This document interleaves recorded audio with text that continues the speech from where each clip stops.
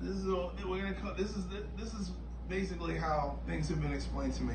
So right here you have MSNBC, CNN, ABC.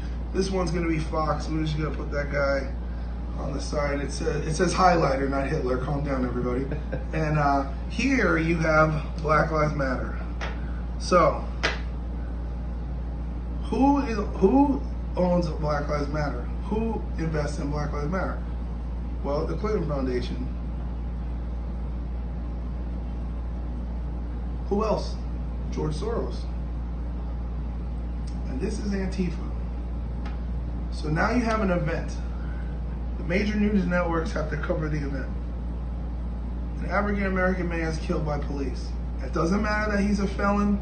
It doesn't matter that he put a gun to a pregnant woman's stomach and did 5 years. It doesn't matter that he was in jail for cocaine. It doesn't matter that at the time of his arrest he was on methamphetamine and fentanyl and was positive for COVID-19. Let's just throw all that out. That doesn't matter. Okay? Unjustly murdered by a police officer. So the call comes down the pipeline. We gotta organize. So Black Lives Matter organizes all these peaceful protests, right? And they're all protesting and they're fucking outraged, justifiably.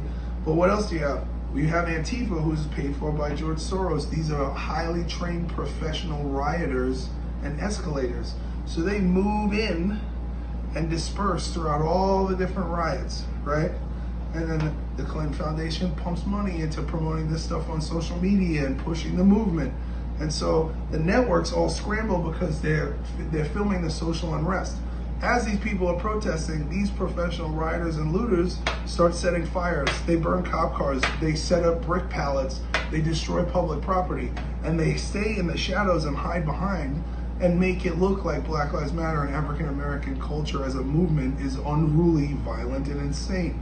The media then fucking films all of this shit, and this is all you see in your entire feed. But George Soros and Ted Turner and fucking Turner Broadcasting and the Rockefellers and the fucking list goes on, the Rothschilds, they own most of these media companies. And the media companies are making billions of dollars by advertising because everyone's transfixed to the news and everyone's talking about it. So what happens is that the same people who instigate the event and organize the protest and escalate the protest make money off the African American community's outrage and further deplete the morality of the United States. Additionally, while all this is going on, Hillary Clinton and her buddies are all on trial. And they don't want this shit on the news. So this is a huge gaslight and people are not paying attention to what's going on. Now, why would they want to do all this? Because they're afraid, first of all, that she doesn't get her appeal and she has to testify. She might be found guilty in a court and then be found guilty of treason, which would mean she would either get jail time or she'd be sentenced to death for being a traitor to America.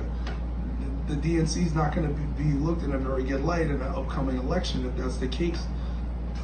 These people, right, the same people, these companies, all the same 6 big families, they're the ones who make money off outsourcing all of our products and all of these services that we do to China.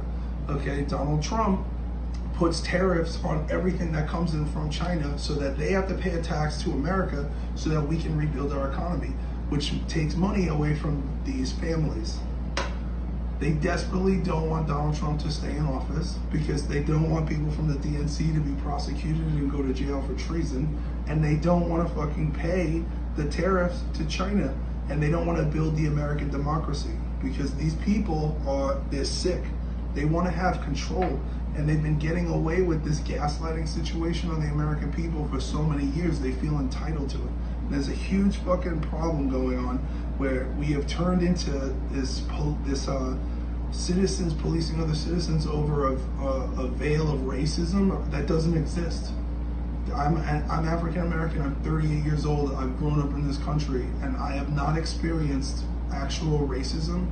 I have spent 20 years traveling through 48 states and how many countries? I don't know, let's say 50 countries all over the world. We don't have a problem with race here. and it's all manufactured. And yes, there is systemic racism, but the systematic racism is put in place by people like this. George Soros made his money by selling Jews to the Nazi Party, by ratting people out. That's how he made his thing. Okay, Hillary Clinton is friends with David Duke, who's the head of the KKK. The Democratic Party is the party that lost the Civil War. The Democrats wanted to keep slavery. That's what people don't understand. In 1856, the Democrats started the KKK. And I don't understand why we've erased this from the history books. And you can literally just look this up on Google. It's just facts. Just do your own research. So before you get upset, before you start to look at what's going on, before you are told the problem in America, just ask yourself what your own personal reality is. Are you racist? Do you really think you're racist? Do you really see a problem here? You see a video on YouTube, you see this, you don't know the statistics. You don't know that 95% of African American men who are killed by other African American men. Black Lives Matter isn't there because it doesn't serve this fucking system. It's a political system, and they're using African Americans and African American pain and tragedy as a political shield to get their agendas done. And we have to stop this. So. Boom.